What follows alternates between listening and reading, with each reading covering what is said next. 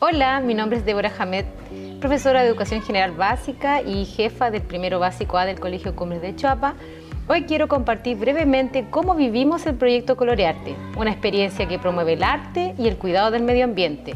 Con mi curso trabajamos la temática de los humedales en la asignatura de Ciencias Naturales, donde los niños y niñas aprendieron a través de videos qué son y cómo proteger la biodiversidad que habita en ellos.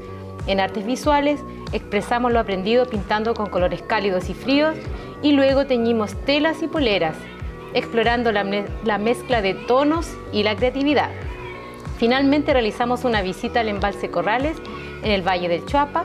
Aunque no es un humedal, fue un espacio ideal para observar la flora y fauna local y conectar con nuestro entorno natural.